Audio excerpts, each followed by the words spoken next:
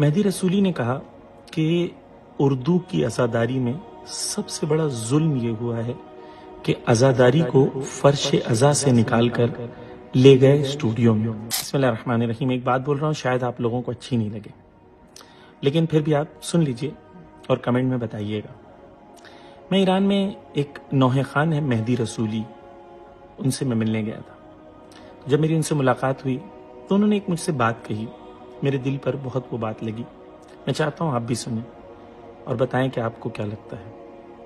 مہدی رسولی نے کہا کہ اردو کی عزاداری میں سب سے بڑا ظلم یہ ہوا ہے کہ عزاداری کو فرش عزا سے نکال کر لے گئے اسٹوڈیو میں۔ میں نے پوچھا اس کا کیا مطلب ہے؟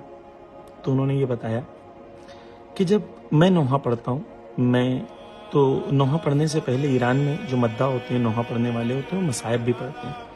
تو وہ کہتے ہیں کہ میں مصائب پڑھتا ہوں 15-20 منٹ تو میں روتا ہوں، پھر وہ مصائب سن کے 2000، 5000، 20000، 50,000 لوگ روتے ہیں۔ جب میں روتا ہوں تو میری روح کا ان کی روح پر اثر ہوتا ہے، اور جب وہ روتے ہیں تو ان کی روح کا میری روح پر اثر ہوتا ہے۔ اب جب میں نوحہ شروع کرنے جا رہا ہوں تو میری روح ان روحوں سے وصل ہو جاتی ہے، جوائن ہو جاتی ہے، اور ہم سب کے اوپر عشق امام حسین کا جنون طاری ہوتا ہے، اور ہم اس غم کو محسوس کرتے ہیں، اور وہ غم کو محسوس کرنے کے بعد نوحہ پڑھتے ہیں۔ اسٹوڈیو میں ہو سکتا ہے؟ کہتے نہیں ہو سکتا۔ کیوں؟ کیونکہ اسٹوڈیو میں بیٹ پہ نوحہ پڑھا جاتا ہے، یہاں پر درد پر نوحہ پڑھا جاتا ہے۔